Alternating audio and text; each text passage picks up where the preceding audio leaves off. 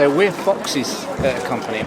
I'm kind of in the role of a gentleman volunteer, really, because I used to be an officer commanding, but now I retired.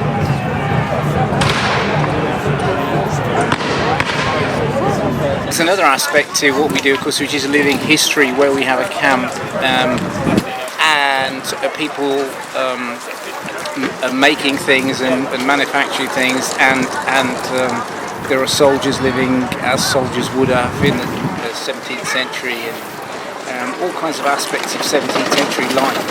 You know, that's another interesting thing, because then you find out the environment in which, you know, 17th century soldiers lived and worked.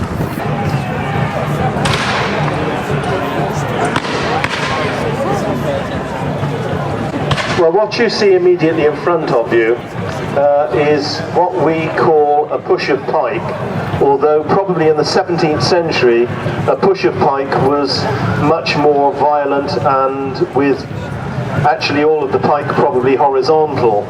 But in essence, what in the 17th, in a sealed knot version of it, is that it becomes a genuine competition between two opposing units, or maybe groups of units, and the idea is that you attempt to push back the opposite side until eventually they have to break. Both commanding officers are calling for a truce. There's no love lost. Certainly the insults they gave me leads me to believe that there's going to be very little give or take in this parley. Well, as you can see, the Parliament forces have regrouped and immediately headed forward, so I doubt whether there was much inclination in Fairfax's mind to actually make use of that parley other than to give his troops a breathing space. You insufferable royalist idiot! Remove your army from the north! I say, Sir, Prince Rupert is coming fast upon your flanks. If I were you, I'd retire now, sir, before you're completely annihilated. I'm Captain Charles Fox, part of the King's Lifeguard Regiment of foot. So he would take the Gentleman of the Pike on, which would be anything in the 17th century, probably would have been anything from 50 to 150 pikemen all in one time to go onto the battlefield and engage with the enemy, basically. Generally speaking, we sort of like just research a little bit of history and stuff in case people ask us about the Battle of Nantwich and stuff like that.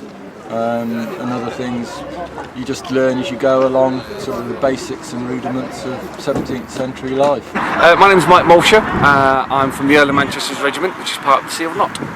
Nantwich is an annual event commemorating the battle in 1644, where the Parliamentarian army under Lord Fairfax beat a besieging army of the Royalists.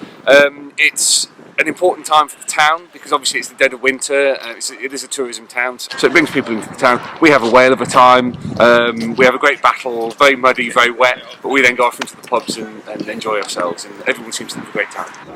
It's a very enjoyable event. That's why I keep coming back. I think it's probably about my 20th or 22nd event, probably. We compete for what is called the Rose Bowl, so we're basically judged on how we march, how we sound, how we look. Get into town, all the regiments will form up in town, in this town square, then they're judged. Yes, the Earl of Manchester's for the second year running has won the Rose Bowl competition, which is the competition for the best regiment. So you're marked on things like your drill, on your performance on the field, on the way that you look, the way that you handle yourselves. We didn't expect to win 2 years in a row, but we're very glad that we have. We are only portraying a moment of time long past history. An important part of our history. It's changed England forever, but it's an unfortunate human nature. Wars still go on. We still have to call upon young men to go to foreign parts and to give their blood.